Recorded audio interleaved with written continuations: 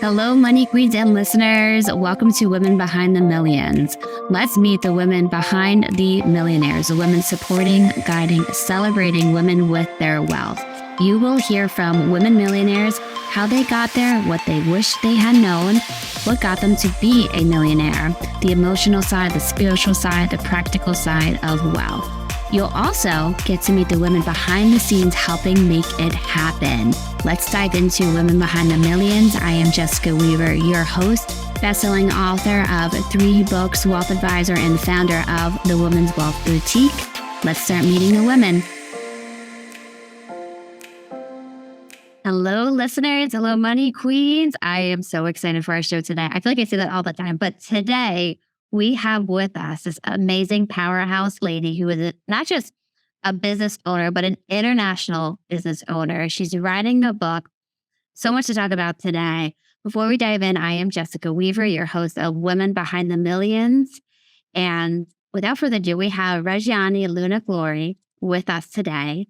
She is the founder and CEO of Total Help, a lawyer referral service. They help Brazilian immigrants to navigate the legal system in the USA, Europe, and Japan. She's got a huge piece of legacy that they're also doing with her work. So I cannot wait to talk about how she started, what it's amount to, how she's giving back, and also where God has played a role in all that she's built. So thank you so much, Regiane, for being on with us to Women Behind the Millions. Well, thank you for this opportunity to be here and share a little bit of my life and how God has been wonderful to me. So it's a blessing. So thank you again. I love to hear that. And you said right before we started recording this, do you thank God every day? And it's such a humbling practice, but also a way to continue to receive as well. True. Yeah. I mean, I can't deny that. And you guys going to hear a little bit of my story. I can't deny that God exists. So I start my day already thanking him every single morning for being here. And there's so much to be grateful, right? Yes. What a beautiful way to start the day. Just acknowledging, thank you, God. I'm still here. I still get to do what I love to do. Did you ever think it was going to become what it has become, what Total Help has become? Actually, I had an idea, but I did not expect to be what it is and the impact that we are, the impact that we're doing in the Brazilian community, not only here in the US, but in Japan. I mean, in Brazil now, Europe. It's amazing. It's amazing. I did not expect that. How do you run a business? And we're going to get into how it all became, but first, how do you run a business in multiple countries? Well, Because first, you're in a ton of states too. So you're nationwide. Total Help is nationwide, locations everywhere. You have offices in Brazil and now Europe and Japan as well. How do you get people listening are probably that sounds like a logistic, a lot of logistics, a lot of responsibilities. And I feel like especially for women, it will halt us from making progress forward. I actually had to learn. I learned a lot of this logistics by reading a lot, by talking to people that was already doing it. And I was in a program with a coach who also put me in contact with somebody else that was dealing overseas companies. So that helped me a lot. So sharing information. And of course, I can't forget to say that it's my team above all. I mean, it's the group of people that helped me to get here and helped me until today to manage this whole thing. Wow. How did Total Help come about? So I'm going to start with the beginning. Yes. I know. Start at the beginning. I'm curious too. Did you grow up in the US? Did you grow up in Brazil? Let's start even back there growing up. So I'm born in Brazil. Cute story. So I have to start with that. My mom got her first job when I was 8 years old at the American Embassy. Wow. Yes. And And we came from very humble beginnings, let's put it this way, very simple family. And my dad was the type of guy that my wife does not work outside of the house, only takes care of the kids. Well, my mother was this tough woman and she was determined that she wanted to be independent. So, Good for her. yeah. So she got her first job. We had no idea where it was. And about a week or so that she was working at this place that we didn't know what was, she came home and she said, well, they all speak a different language. And I think it's English. And I was 8 years old. And I said to my mom, oh, wow, so they speak English? And my mother said, yes, they do. And at the embassy, they give a scholarship to all the employees. Now, my mother started at the embassy helping at the kitchen as a helper. I mean, she had no, I mean, she wasn't a high end executive, nothing like that. She started the kitchen. And at that point, they only gave a scholarship to her, not to the children. So we did not have the right um, for to get a scholarship. So my mother did. And she got home and she said to me, well, I'm going to have to start learning English. And I was 8. And I said, Mom, can I learn that with you? And my mother said, actually, like I said, we came from a very simple family. We changed things around my generation. We changed things. But anyways, my mother said, here's what I'm going to do. You're going to take the classes and you teach me. So just so you guys know, I graduated as my mother. That's amazing. And at 8 years old, 8 years old. who I'd take to be that ambitious to do that is pretty amazing, pretty remarkable.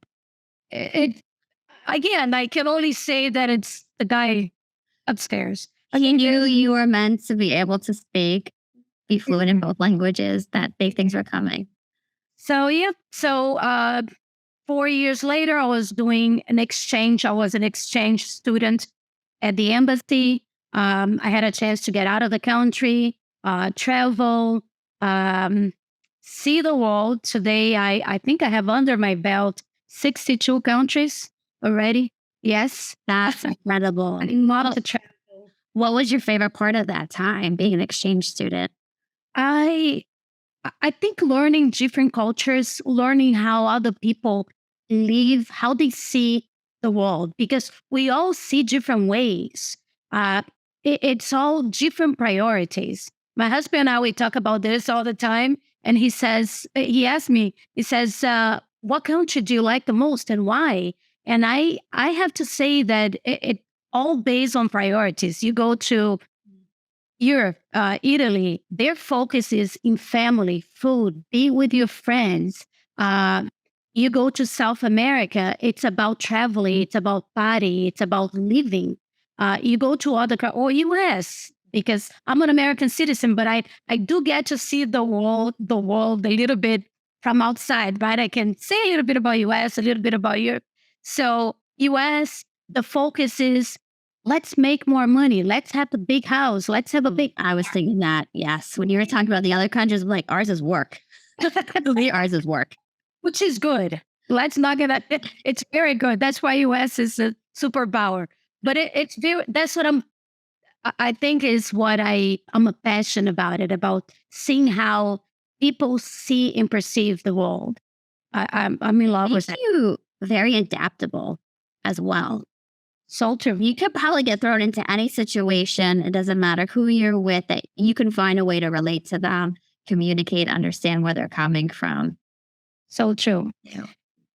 Well, anyways, talking about total help. So came to the US 27 years ago with a student visa. End up staying. I did my college here. I did political science, bachelor in political science. I was working for a law firm in LA, and I thought that that's what I want to do. I want to be in the legal field. So I worked for this law firm 5 years. And all of a sudden, I realized that I was better at communicating with people, bringing clients to the office. I was the type of person that I would go to parties, I would go to funerals, I would go to weddings. And there I was with my business card, always telling people about the law firm that I worked for. And it got to a point that I realized that I was bringing a lot of business. So I had a talk with my boss. And at that time, my boss says, well, I don't want you to leave. So I'll give you a little bit more so you can keep doing this marketing. And I, little by little, he introduced me to other lawyers. So my boss used to work in the criminal area only. Then he introduced me to an immigration attorney, then a PI. And little by little, I created my network of attorneys. And I realized that I was making more money with my marketing uh, business than as a paralegal. Look at that. Yeah. So I kept going to school. Then I did my master in international law. I wanted to practice law at one point. Moved to Florida, and I realized that in Florida, Florida had the biggest Brazilian population. That's in 99, yes, 99, 2000. So got to Florida, realized that I had a very good opportunity there to grow my business. And at that time, Brazilian CNN, which we call global, was coming to the US. So I got close to the owners of CNN in the US, and I decided to risk it. I put $100,000. I sold my house in LA, my apartment, and I put 100,000 in marketing. So I knew my culture. People like to watch the news at 7 p.m. once they get back home from work. They wanted to watch their novellas, the soap operas. So I realized that I had a chance to get a good chunk of attention from the Brazilians that was here. I bought the prime time, and I stayed there for 18 years. Wow. But yeah, so the first 2 months that I put my 100,000 and I risked it, it was just me and a small office, a $300 office in Boca Raton, Florida. I didn't have a Like it's so many times it starts in a basement, it starts in a garage, right? It starts in a small office.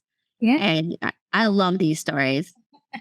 You go. So there I was, and then I didn't prepare myself. I think I did not believe that I was going to have a good result. I mean, I put the money, but I thought, well, it's going to be little by little. And all of a sudden, next day, the phone was ringing off the hook. So I remember, It's like you were on the Oprah show and all this, you exploded. yeah. So my mother had to answer the phone. My dad had to answer the phone. My housekeeper had to answer the phone. So I realized, hey, time to stop and organize and get someone to help me here. Because up to that point, I was doing everything by myself, and I thought that I knew everything, but was the right time to hire someone to help me. So I hired a coach at that time. We structured the company with the right people. And it took me about 5 years. I had the company all organized. And in, I think was 2004 to 2005, I realized that, okay, we're in good shape. We have a good chunk of the Brazilian market, but I was getting phone calls from different states. I was living in Florida. I was getting phone calls from Massachusetts, from New Jersey, New York. So I said, maybe time to grow. So I did my first expansion. I decided to scale the company there to 5 offices. I decided, You go from one office to 5 offices. yes, Wow. Look at that. that's what I decided to call my best secretaries that I had at that time, 5 girls, which, by the way, our team is all females. Now we have 1 or 2, I think 2 or 3 male on the company doing some work for us, but most of them, 99% female. So I got my 5 best, and I had a meeting with them, and I said, ladies, time to do something. We need to shake things up here. So they said, it's okay. What do you have in mind? And I said, okay, we're going to go to other states.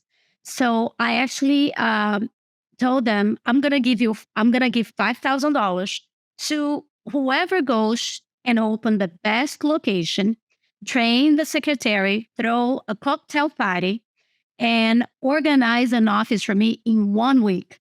So it was like crazy. Challenge on. Yes. So they were all happy.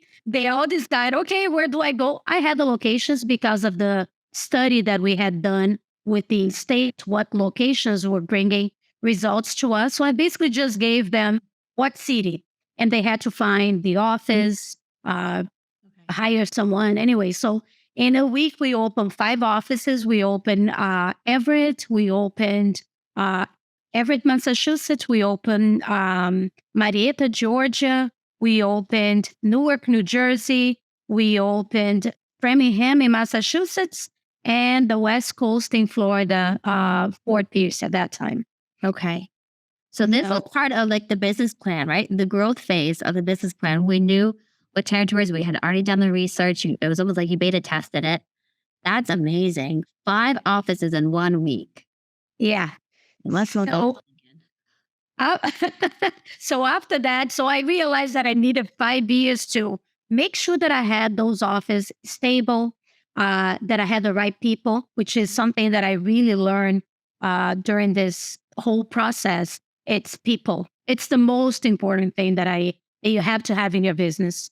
It's really invest in the people that you have with you. So, anyways, Sure. 5 years goes by. That's now 2010. And again, I had time to shake things up.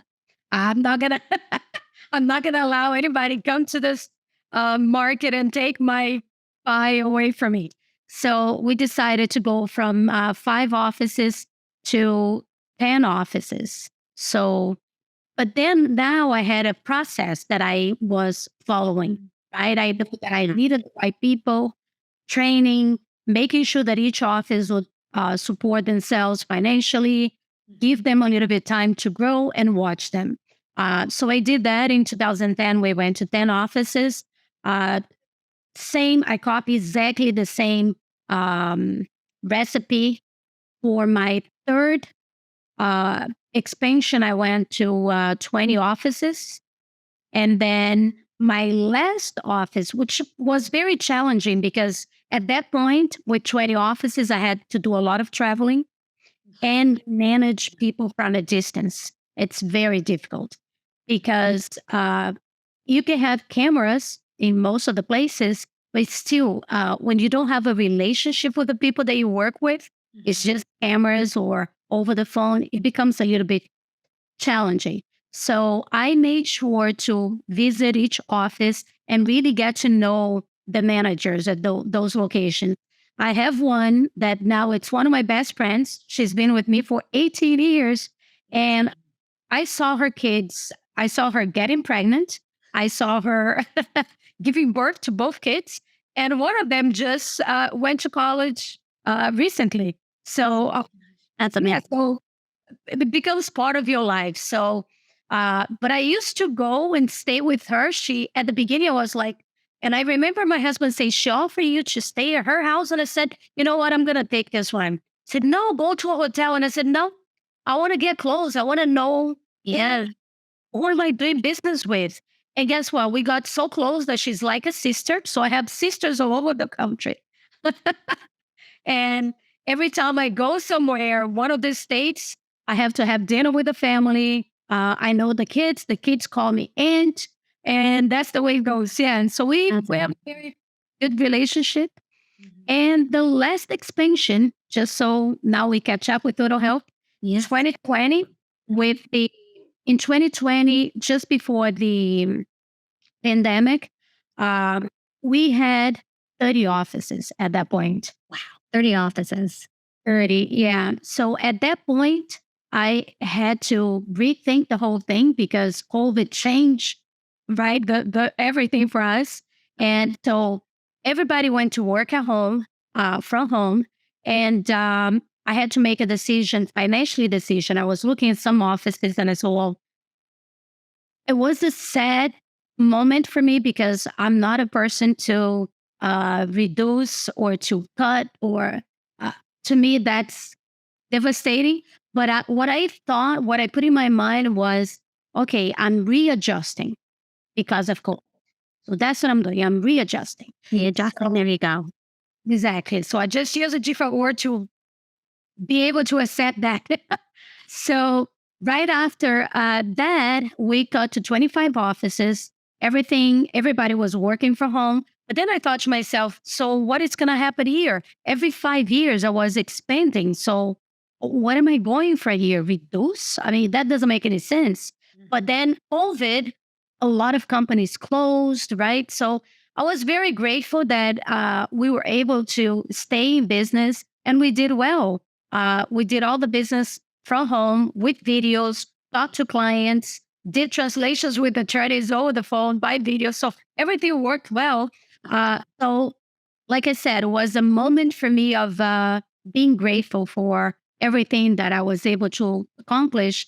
So I thought to myself, who do I need to thank this for? My girls. And a lot of them, they always came to me and said, I'll dream to have my office. But of course, I'm not going to compete against Total Help. So here I am with you. So at that point, I thought, well, my next move, maybe it's time to go to franchise and allow this girl to buy the franchise. Yeah. Very So cool. This is opening up all of the listeners, viewers' minds of, yes, there is a point when you get to cash in and you get to really get paid for what you've built. I feel like this is kind of where you were at. And yeah, I actually thought that I was going to, okay, so I don't want to handle phone calls with attorneys anymore. I don't want to handle the phone calls from clients anymore because I was hands on calling clients, talking to clients. So it got really crazy. Like 10 o'clock at night, I would be talking to someone, hey, Reggie, my brother was arrested for DUI. Okay, relax. It's going to happen ABC. So don't worry about it. Tomorrow morning, we're going to have an attorney there helping you. Or Reggie, my sister's coming with a student visa. She wants to go to a college here. Can you help us to relocate her? So we do all that. So I got to a point that I said, well, it's 22 years and I want to do something fresh, but it is still in this area. So when we decided to go franchise Total Help, of course, I hired a couple lawyers to help me. And I came to the conclusion that instead of franchise, licensing was a better thing for me. And I ended up having a meeting with my team and I told them about my story. I told them how much I was grateful for everything that they did.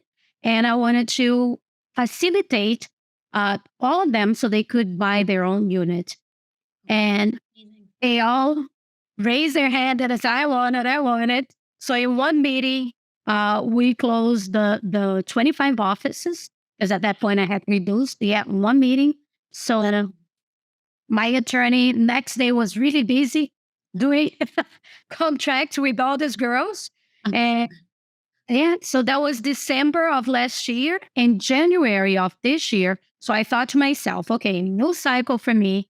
This year, I'm going to now see how this new system is going to work. I want to watch the girls like I always do. Every time I do an expansion, I plan and then I want to watch and see what needs to be adjusted, if I need to do anything to make it better.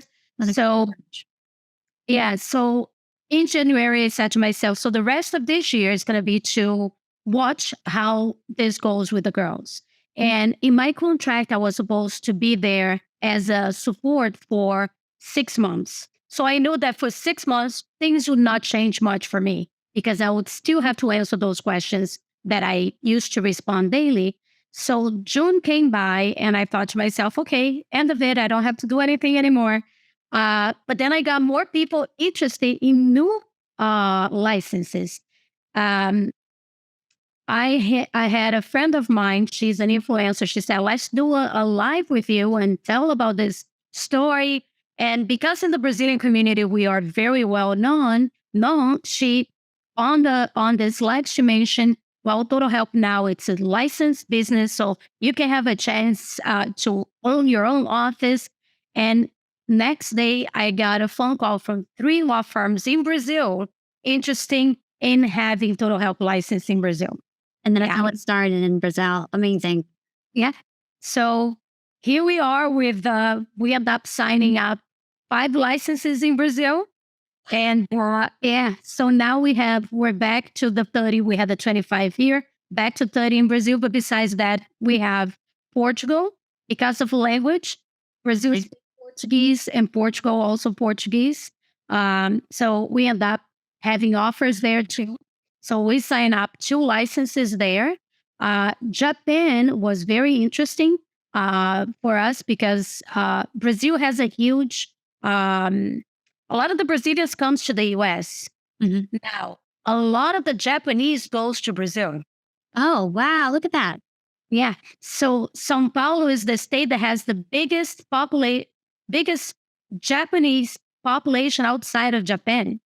So uh, what happened is a friend of mine who is leaving Japan called me and said, Reggie, I'm interested in trying to do total health here. It's so beautiful the work that you do, blah, blah, blah. And I said, okay, let's try it. But in Japan, the work was completely different. I mean, it's still in the legal field, but nothing that I expected. I actually think that now it's our mission there. We help moms with translation, moms that take kids to school.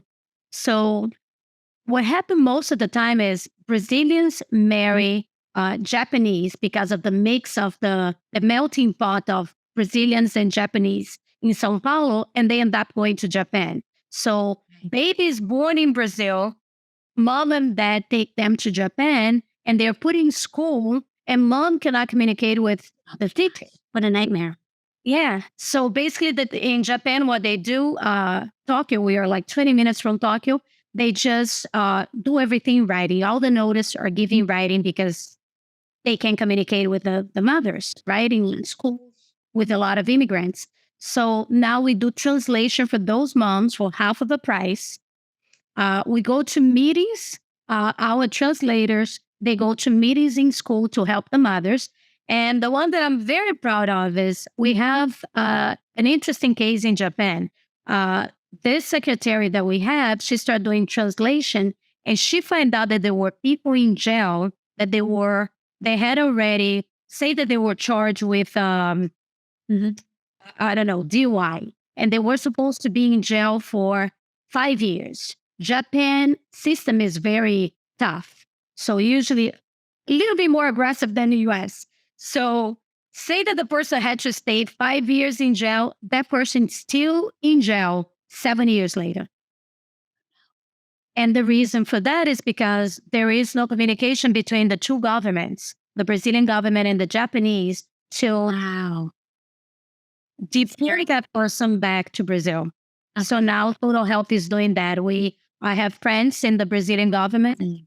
I was able to call this very nice friend of mine. I asked her, what could I do to help those people? She said the government doesn't have the money to do this for every single person outside. But if you want, we can give you the credentials and we give you the forms and you go ahead and you do the paperwork for the deportation. So now Total Health help those people once they finish whatever time they have to serve. Now they are deported to Brazil with our help. Oh, God. What a nightmare. Yeah. So different pockets, different problems. Here in the US, we deal a lot with students, people that come to study. So we help them to navigate the university system, that kind of stuff, extend their visas, work visas too, and investor visas. So we do a little bit of everything with our lawyers. It's incredible. A theme through your story is so much of observing and finding these gaps, and then you just become the solution. It's so much observing. I was just and readjusting. I'm going through my notes that I was taking. And we kind of started out with saying you probably are very adaptable, just being so cultural. And it's shown in your business as well. I do want to talk about you doing a huge movement in Brazil to empower young women and also with orphanages in Brazil, correct? What got you into that work? How did that start? Well, I always wanted to go back to my neighborhood. My dream was I want to go back to my elementary school and tell those girls that if I made it, they can also make it. That was my goal. Was on my bucket list. Yeah. And interesting enough, I do some work with the Brazilian embassy in New York. And here I was months, 6, 7 months ago. and a high power top model in Brazil, like Giselle was here in the US. This top model is there. And I didn't know she was a victim of domestic violence. And she was there to talk about that. And her and I started talking, and she said, Regiane, I'm going to have an event, and I would like you to invite you. And my dad's birthday was in August. So she said, if you in Brazil, I'm from Rio. So, and so is she. So she said, if you are in Rio around that time, I would like you to come and be part of this event. And but there I was thinking that was going to be something like talk to about 100 women, about 50, I don't know, 50, 100 females. My plan was to go to my school, right, and talk to those girls. But then, like I said, God is amazing my life that I got there. It was a huge event. She was being backed up by the government, by the federal government. We had judges involved because of domestic violence case numbers increasing in Brazil with the COVID, increased all over the place, right? But in Brazil, apparently, it was really high. So they got into this movement of helping females, and I got into this movement with them. And I got there. We had stadium full of females, and they brought judges, female judges, police officers, teachers. They brought females from all walks of life to come and talk to them. And I was one of them. And I couldn't believe my eyes. I was like, I'm one of them here. So I had a chance at the end of my speech to tell people where I was from in Rio.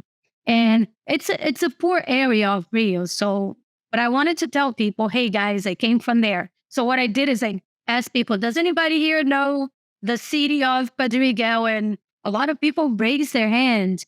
And after I said that, I said, I want you guys to know that I'm from there. I came from there, just like you did. And it was beautiful, beautiful. It was an amazing moment.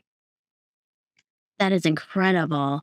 Yeah. That is incredible. We've heard that the abuse definitely did heighten during COVID, which so many more shut doors, you're close, isolated, alienated. It's going to happen. But it's amazing what a movement that started. How much strength behind that.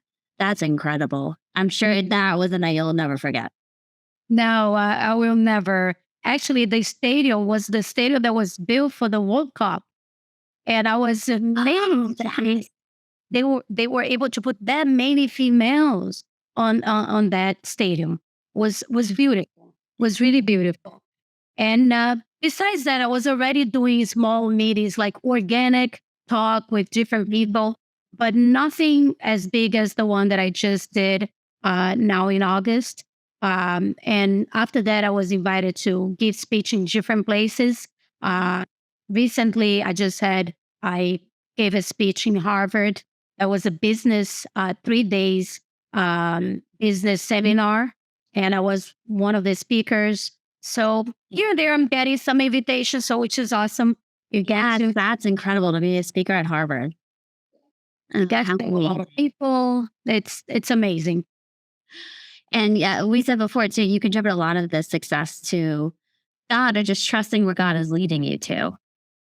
So true. Too. I want to, as we're wrapping this up, some things that I wrote down was one, you seem like a natural born networker and connector and just this helper. We talk about the Enneagram. I don't know if you've ever taken the Enneagram before, but you definitely are somebody who is probably in that helper realm.